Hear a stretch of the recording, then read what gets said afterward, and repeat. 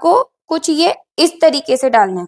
ये देखिए पूरा आपका जैसे आपका कपड़ा है वैसे आपको शेप देनी है, लेकिन एंड में ये पॉइंट आपको थोड़ा सा टर्न कर देना है और ये पॉइंट आपको इतनी फिनिशिंग के साथ में टर्न करना है कि जब आप पाइपिंग लगाएंगे तो ये आपका बिल्कुल हाईलाइट नहीं होगा। हेलो एवरीवन, कैसे हैं आप सब। तो गाइज 30 डेज सीरीज के हमारे 4 दिन कंप्लीट हो चुके हैं और अगर आपने ये 4 दिन की क्लासेस नहीं ली है, नहीं देखी है, तो आप चैनल पर जाकर ये 4 दिन की क्लासेस देख सकते हैं, जो कि यहाँ पे ऑलरेडी वीडियोस अपलोड हो चुके हैं। आज डे 5 है और आज की जो क्लास है बहुत ही ज़्यादा इंपॉर्टेंट होने वाली है। इसमें हम वो सारे टॉपिक्स ले रहे हैं जो कि हमें बेसिकली फेस करने पड़ते हैं और हमारे सामने वो सारी प्रॉब्लम्स आती है। जो भी लेडीज़ ब्लाउज सिलती है उनको ये सारे छोटे छोटे जो प्रॉब्लम्स है इनका सामना करना पड़ता है और कहीं ना कहीं हमें इनका सॉल्यूशन नहीं मिलता है। तो वो सारे सॉल्यूशंस यहाँ पे आज की क्लास में सॉल्व होने वाले हैं। तो गाइज आज का जो हमारा टॉपिक है, हमारे शोल्डर गिरते हैं। सबसे मेन प्रॉब्लम हमारे सामने यही आती है कि हमारे शोल्डर गिरते हैं। और दूसरा जो टॉपिक है, हमारे आर्म होल में झोल आता है, फ्रंट साइड में रिंकल्स आते हैं, बैक साइड में झोल आता है। ये कुछ ऐसी प्रॉब्लम्स है जिनका हमें सॉल्यूशन नहीं मिल पाता है। तो यही सारे सॉल्यूशंस आज की क्लास में होगा और इसके लिए जो है हम लोग शुरू से ड्राफ्टिंग करेंगे। कुछ गलतियां हम ऐसी करते हैं जो कि हम ड्राफ्टिंग में करते हैं और कुछ कटिंग के वक्त हम कर देते हैं। तो सबसे पहले है जो हम लोग इस लेंथ लेंगे। लेंथ मैंने पहले भी आपको बताई है। जो भी हमारी प्रॉपर लेंथ है उसमें 1 इंच हमें प्लस कर देना है।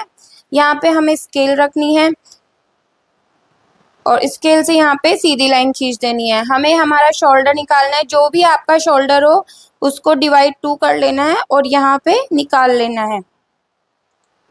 यहाँ पे मेरा शोल्डर 13 है तो यहाँ पे मैंने 6.5 लिया है। इसके बाद में हमें हमारे बस्ट को 4 से डिवाइड करना है और उसके बाद में यहाँ पे हमें इसमें 1.7 यहाँ पे कुछ इस तरीके से 0.25 इंच माइनस करना है। उसके बाद में जो भी यहाँ से यहाँ तक हमारा जो डिफरेंस आएगा उसको इस तरीके से निकालना है। देखिए यहाँ पे ये चीज आपको समझना है कि जो झोल आता है ना वो प्रॉब्लम हमारी यहीं से स्टार्ट होती है। यहाँ पे जो चीज है अगर यहाँ पे गड़बड़ हो गई तो हमारे झोल भी आएगा, रिंकल्स भी आएगा, पता नहीं क्या क्या प्रॉब्लम्स आ जाएगी ब्लाउज में और ब्लाउज की फिनिशिंग फिटिंग सब कुछ बिगड़ जाएगी।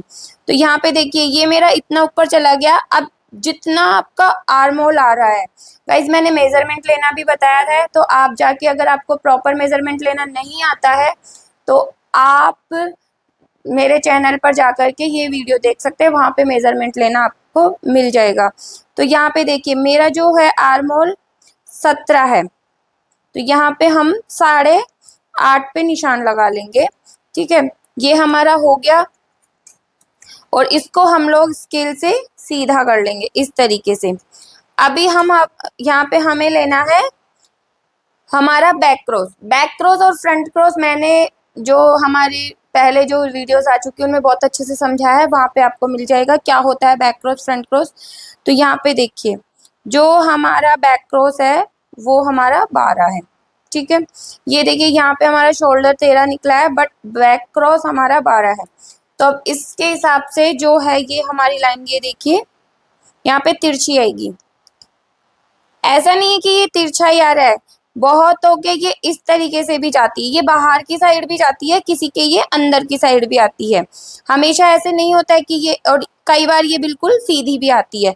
बॉडी स्ट्रक्चर के अकॉर्डिंग होता है, ये अलग मेजरमेंट है तो इसमें ये हमारा इस तरीके से आ रहा है।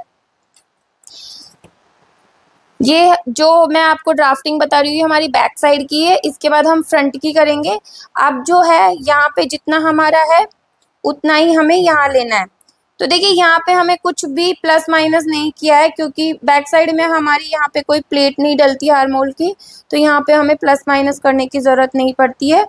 अब यहाँ पे जो भी आपको मार्जिन रखना है वो मार्जिन आपको रख लेना है 2 इंच, 2.5 इंच या 1.5 इंच, जो भी जितने आपके क्लाइंट की नीड हो मार्जिन की। उसके बाद में वेस्ट को 4 से डिवाइड करेंगे। वेस्ट को 4 से डिवाइड करने के बाद में उसमें 1 इंच हम डाट का ऐड करेंगे और उसके बाद में जो 2 इंच हमारा मार्जिन आ रहा है वो चीज़ ऐड करेंगे और इस तरीके से इन सभी को हम आपस में मिला देंगे। अभी यहाँ पे हमें शेप देना होता है। अगर आपके पास में फ्रेंच कर्व स्केल है तो आप उससे यहाँ सेंटर से मैच करवाइए और इस तरीके से दे सकते हैं। लेकिन हर किसी के पास में ये चीज़ें नहीं होती है। बहुत सारे लोग हैं जो फ्रेंच कर्व स्केल के बारे में जानते भी नहीं है। तो हमें यहाँ पे क्या करना है, अब देखिए ये जो चीज़ है ये डिपेंड करता है कि कितनी लेंथ हम बैक साइड में लेंगे, कि हमारा यहाँ पे शोल्डर कितना और नेक कितना डीप होने वाला है, उसके अकॉर्डिंग ही हमें यहाँ पे ये जो है आर्म होल की शेप देनी होगी। फ्रेंच कर्व स्केल से हमें थोड़ा इजी हो जाता है, बट ये मेथड भी आना चाहिए सभी को। तो यहाँ पे देखिए जो है इसमें हमारा डीप नेक होने वाला है, कम से कम 12 इंच का या 11 इंच का इसमें डीप नेक होगा। तो उसके अकॉर्डिंग मैं यहाँ पे 1 इंच पे ये शेप दे रही हूँ। अगर सोचिए कि ये हमारा पैक नेक होता है या बॉट नेक होता है कि जिसमें हमारा फुल शोल्डर होता, तो ये हमारा कम से कम यहाँ पे 1.5 इंच निकलता। यहाँ पे जितना गला डीप होगा ये थोड़ा कम हो जाता है, ताकि हमारे जो रिंकल्स वाली प्रॉब्लम बैक साइड में जो झोल होता है ना यहाँ पे इकट्ठा हो जाता है, वो चीज़ आपको नहीं होगी। और यहाँ पे आपको धीरे धीरे ये शेप दे देनी है इस तरीके से। ये शेप आपको ऐसे दे देनी। ये शेप कब आएगी, जब आपका डीप नेक है। अगर आपका डीप नेक नहीं है तो आपको ये शेप इस तरीके से यहाँ पे मिलानी है, ऐसे। ये चीजें आपको देखनी है कि आपको किस तरीके से करना है। आपका नेक डीप है या नहीं है, आपका बंद गला है तो आपको ये शेप चेंज हो जाएगा। ये सारी चीजें चेंज हो जाती है, वो भी हम आगे आने वाली वीडियोस में सीखेंगे कि बॉट नेक पे कैसे हम नेक निकालेंगे और कैसे शोल्डर रखेंगे। यहाँ पे ये चीज हो गई। अभी जो बैक साइड में हम एक और हमारे सामने प्रॉब्लम आती है गाइज, वो प्रॉब्लम होती है कि ये जो हमारी यहाँ से होती है, ये जो फिटिंग होती है साइड वाली, ये हमारी तिरछी हो जाती है। और जो ये बैक वाला पार्ट होता है, ये बैक वाला पार्ट होता है, ये यहाँ से इस तरीके से कुछ ये हमारा इसका बन जाता है। ये होता है इस तरीके से हो जाता है ये, कि ये वाला हमारा पार्ट नीचा हो जाता है और ये वाला पार्ट हमारा ऊपर चढ़ जाता है। ये क्यों होता है, उसका भी एक रीजन है कि जब हम यहाँ पे हमारे डार्ट डालते हैं, तो वो डार्ट जब हम लगाएंगे, प्लीट्स जैसे ही हमने डाली तो ऊपर से तो हमारा ब्लाउज फैलता है, लेकिन नीचे से हमारा ब्लाउज का यहाँ पे वेस्ट कम हो गया। अब जैसे ये कम होगा ना, तो ये ऐसे घूम जाएगा, और ये ऐसे घूमेगा तो ये हमारा पार्ट लंबा हो जाएगा और ये यहाँ से उठ जाएगा। तो ये चीज़ मैंने जो हमारी पिछली क्लासेस गई है 2-3 दिन की, उनमें भी समझाई है, बट आज का जो टॉपिक है इन्हीं सारी चीज़ों पे है कि ये सारी गड़बड़ होती है हमारे ब्लाउज में। तो ये यहाँ पे देखिए इस तरीके से आपको लेना है। ये आपको 1 से 1.5 इंच निकल सकता है। ये अलग अलग डार्ट के ऊपर होता है कि डार्ट आपका कितना डल रहा है, 1.5 इंच, 2 इंच, 1 इंच, उसके अकॉर्डिंग ये हमारा जो है यहाँ से कम होगा। ठीक है, यहाँ पे देखिए मेरा 1 इंच का डार्ट निकल रहा है, तो यहाँ से मैं 1-1.25 इंच के आसपास ये चीज को कम कर रही हूँ। ये इस तरीके से होगा। और इसको हम चाहे तो अभी कट करके आप निकाल सकते हो, या जब आप डार्ट लगाओगे तो ये चीज आप देखना, जब डार्ट लगाओगे कि ये वाकई में होता है ऐसा, और तब आप इसको इस तरीके से कट करके निकालना। तो ये जो है, I hope guys back part आपको बहुत अच्छे से समझ में आ गया होगा। मैंने जो जो प्रॉब्लम्स फेस करी है वही सारे एक्सपीरियंस से मैं आपके साथ ये शेयर कर रही हूँ कि मैंने अब तक जो है ब्लाउज में ये सारी चीजें फेस करी और उनका सॉल्यूशन भी खुद से ही निकाला है। तो ये हमारा बैक पार्ट रेडी हो चुका कटिंग के लिए। तो इसको पहले हम कट कर लेते हैं।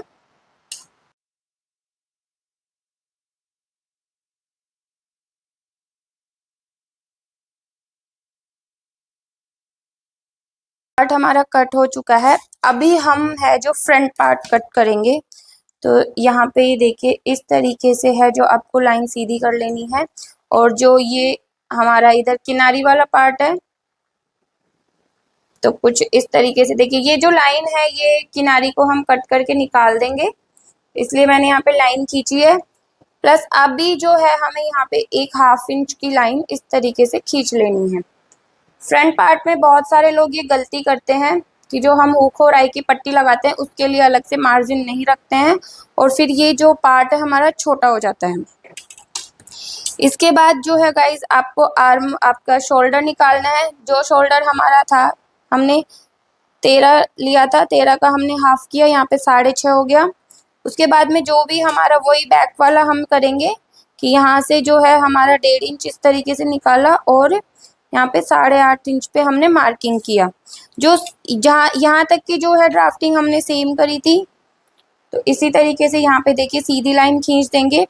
अभी जो है हमें फ्रंट क्रॉस निकालना है, तो यहाँ पे देखिए एक और चीज़ यहाँ पे मैं आपको बता दूँ गाइज, कि जो भी हमारा ये निकलेगा ये हमें सेंटर रखना है इसका, ठीक है। और वहाँ पे हमें हमारा बैक क्रॉस और फ्रंट क्रॉस निकालना है। ये चीज़ें छोटी छोटी है, अगर आपको याद नहीं रहता तो आप लिख सकते हैं। तो ये देखिए इस तरीके से है जो यहाँ पे मेरा 11.5 है जो मेरा फ्रंट क्रॉस था, और इस यहाँ पे कुछ इस तरीके से है जो इसको हम ये ऐसे और भी ज़्यादा है जो हमारा अंदर की साइड जाएगा। बैक में हमारा थोड़ा कम था, फ्रंट में हमारा थोड़ा ज़्यादा है। इसके बाद है जो हम हमारा बस्ट पॉइंट लेंगे, शोल्डर से बस्ट पॉइंट। अब सबसे बड़ी दिक्कत क्या होती है, बहुत सारे लोगों को ये पता ही नहीं होता कि बस्ट पॉइंट होता क्या है। ये देखिए ऐसे मेजर टेप को रखना है, और जो शोल्डर का आपका सेंटर है ना वहाँ पे मेजर टेप को रखना है और इस तरीके से निकालना है। और जो यहाँ पे हमारा जो बस्ट का सेंटर होता है वो हमारा बस्ट पॉइंट होता है। तो यहाँ पे जो मेरे क्लाइंट का है बस्ट पॉइंट 10 इंच है, तो यहाँ पे हम 10 इंच पे मार्क करेंगे। और हमारा जो बस्ट अराउंड है वो भी हम ले लेंगे जो कि हमारा 13.5 है। ये जो चीज़ें हैं ना आपको बहुत अच्छे से रहनी चाहिए। हर किसी की बॉडी में बस्ट अराउंड अलग अलग होता है, तो ये आपको रखना चाहिए। उसके बाद में जो भी हमारा लेंथ होगा वो ये लेंथ हमारा यहाँ पे निकल जाएगा। अभी हमें इन्हें स्केल से मिला लेना, सारे निशानों को इस तरीके से कर लेना है। अब आता है कि हमारा जो डार्ट है, जो यहाँ से हमारा स्ट्रेट डार्ट लगेगा, वो डार्ट कितनी दूरी पर लगेगा सेंटर से। तो जो भी आपका बस्ट है उसको आप 10 से डिवाइड करिए, और जो भी आपका निकल के आ रहा है वो आपको रखना है। तो यहाँ पे देखिए गाइज मेरा जो है 4.25 आ रहा है यहाँ पे, और दोनों जगह हम 4.25 की मार्किंग करेंगे और इसी स्केल से मिला देंगे।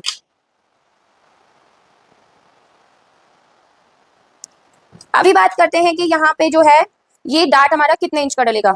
अब जो ये डार्ट है ये 1 इंच से 2 इंच 2.5 इंच तक का डलता है गाइस। ये डिपेंड करता है कि हमारा बस्ट साइज कितना है और हमारी वेस्ट कितनी है। जितना ज्यादा हमारा बस्ट होगा और जितनी कम हमारी वेस्ट होगी तो ये डार्ट उतनी ज्यादा गहरी होती जाएगी। अगर मान लीजिए बस्ट साइज 38 है और वेस्ट हमारी 30 है तो ये डार्ट बहुत गहरी डलेगी, तब जाके ये हमारा बैठेगा। बिकॉज क्योंकि यहाँ से हमें वेस्ट के अकॉर्डिंग सेट करना होता है, ऊपर से हमें हमारे बस्ट के अकॉर्डिंग सेट करना होता है कि यहाँ पे हमारा बस्ट अच्छे से सेट हो जाए, तो उस अकॉर्डिंग ये डार्ट डलेगी। तो यहाँ पे जो है डार्ट मैं 1.5 इंच की ये डार्ट लगा रही हूँ। इस तरीके से आपको यहाँ पे खींच लेना है। इसके बाद जो है हमारी जो ये सेंटर वाली डार्ट होती है, सामने की जो डार्ट होती है, जो हमने ये हमारा जो बस्ट पॉइंट लिया इससे 1/2 इंच मार्किंग करेंगे नीचे वाली। और यहाँ पे ये जो है कितने इंच की डलेगी ये भी गाइस मैंने अपनी वीडियोस में बताया हुआ है, उस वहाँ पे यहाँ पे ये 1 से 1.5 इंच का आपको गैप रखना है।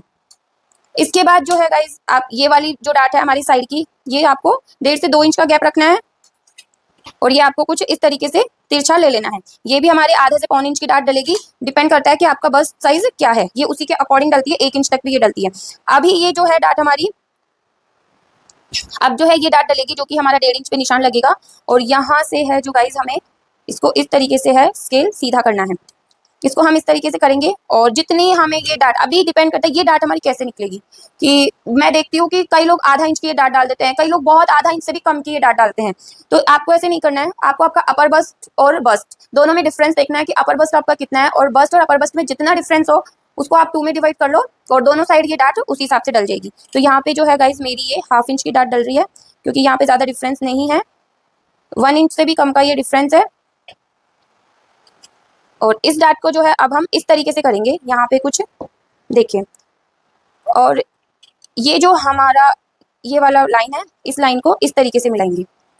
ये चीज़ को आपको अच्छे से समझना है कि जो हम लोग करते हैं ना कि हमारा बस डिवाइडेड बाय 6 + 1 इंच, वो हम लोग जब भी आर्मोल की लेंथ में डालते हैं वो फॉर्मूला, तो थोड़ी बहुत गड़बड़ होती है, पर ये जो फॉर्मूला आप डालोगे इससे हमारी गड़बड़ नहीं होगी, बिल्कुल भी गड़बड़ नहीं होगी। और देखिए इसी स्केल से है जो हम लोग ये शेप भी देंगे, इस तरीके से ये शेप देंगे हम लोग।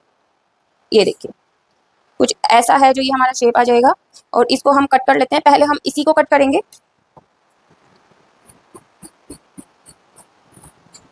और ये प्रॉब्लम्स आपको गाइस कहीं ना कहीं आती ही होगी, क्योंकि मैंने फेस करी है, तो ये प्रॉब्लम आप भी फेस कर रहे होंगे या कर चुके होंगे। आपको इसका सॉल्यूशन मिल चुका होगा, या अभी भी आप इसका सॉल्यूशन ढूंढ रहे होंगे।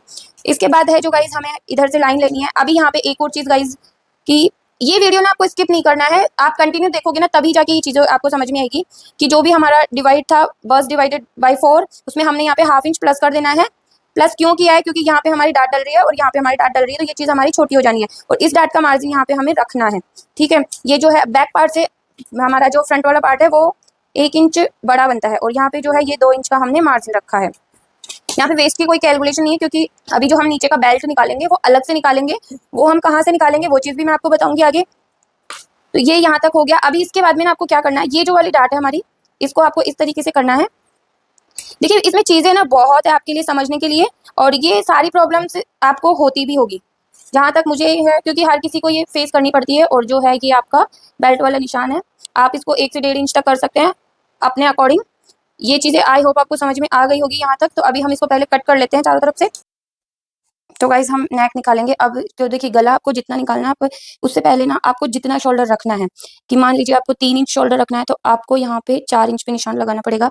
4 इंच पे हमने क्यों मार्किंग किया है कि ½ इंच आपका इधर जब आप पाइपिंग लगाओगे गला रेडी करोगे तब आपका जाएगा, और ½ इंच जब आप आपकी स्लीव्स अटैच करोगे तब जाएगा। तो उसके बाद में जो भी हमारा बचेगा वो नेक आ जाएगा।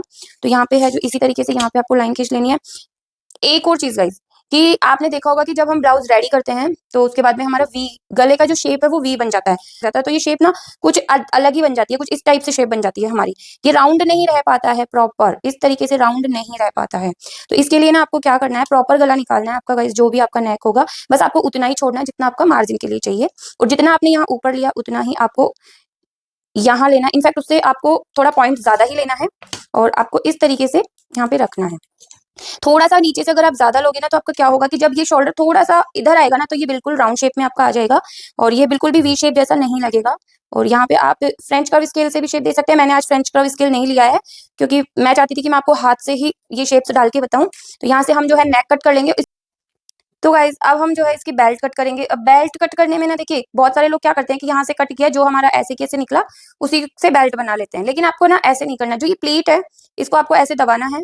उसके बाद जो है जो भी फैब्रिक आपका बचता है जहां से भी बेल्ट निकालनी है तो उसको इस तरीके से आपको करना है, और आपको चौक से मार्किंग कर लेनी है। इससे ना जो बेल्ट का आपका शेप रहेगा वही आएगा। ये देखिए, और इस जो अभी जो ये मैंने शेप दिया है गाइज, इसमें और इस वाले शेप में बहुत ज्यादा डिफरेंस है। आप देख भी रहे होंगे कि ये हमारा कुछ इस तरीके से कटिंग किया हुआ है और ये हमारा कुछ इस तरीके से आया है। अभी आपको कट करने पे पता चलेगा इसका जो फर्क है।